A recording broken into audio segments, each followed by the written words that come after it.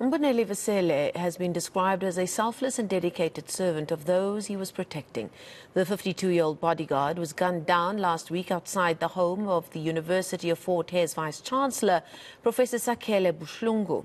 It's believed Buhlungu was the target of an assassination attempt. Today, hundreds of people gathered at the university's campus in Alice to attend Vasele's memorial service. eNCA's Ronald Masinda reports. Mbonile Vasele has been described as a person who was dedicated to his job and a loss to the University of Fort Hare. For more on the memorial service, we are joined by Usis Zuki Mbombo. Thank you so much, Suzuki, for your time. How would you remember Mr. Vasele? Mr. V, as we normally call him at the office, I would remember him as a gentleman who was loyal to the vision of the university, who had high levels of integrity, who was very professional at all times, and somebody who did everything with excellence. So I would remember him as that. Outside of that, I mean, he was such a friendly person, but who was very much alert, and who, other than the life of the VC, who was concerned about our lives as well in the office of the Vice-Chancellor.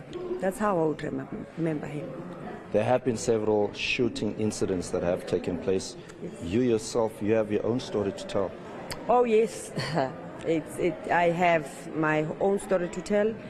It was in the early hours of the morning of the 1st of April, after the shooting at the Vice-Chancellor's house and the Deputy Vice-Chancellor's house in March. So on the 1st of April, I live in East London, so people came to my house and they shot at my house, but unfortunately those bullets didn't hit me because I was sleeping at the time of the incident. So it was such a horrible accident because, I mean, it was we somehow connected it to the previous shootings at the Vice-Chancellor's house and the DVC's house. The Vice-Chancellor, during his own speech, he spoke about a smear campaign, and that since he started here back in 2017, there have been people who don't want him to be here. Has this renewed fears within staff and people here at the university?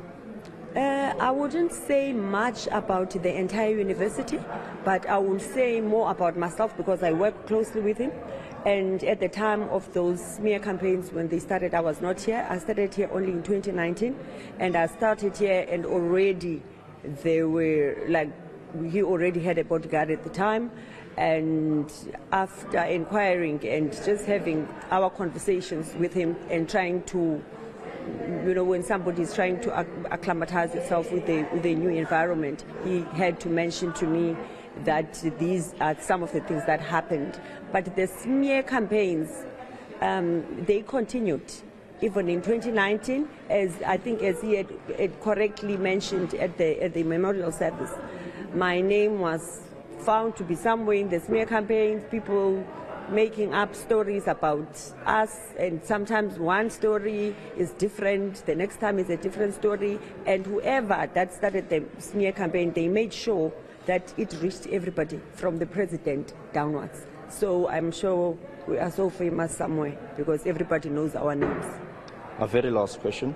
We heard from the Vice-Chancellor talking about having conversations with the President about the particular issues that are taking place at the university. We saw the ministers, Blade Zimande, Police Minister as well, Becky Cele here. Does it give you at least a bit of encouragement that this has reached a point where it has received the necessary attention? I think more so when he spoke to us and when he reported to us that he spoke to the President himself.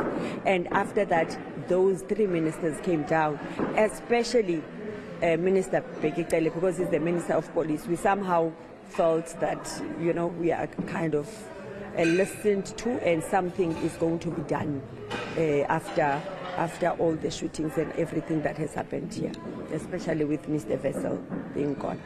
Thank you so much for your time. Well, Mr. Vasele will be laid to rest this Saturday in Bisho.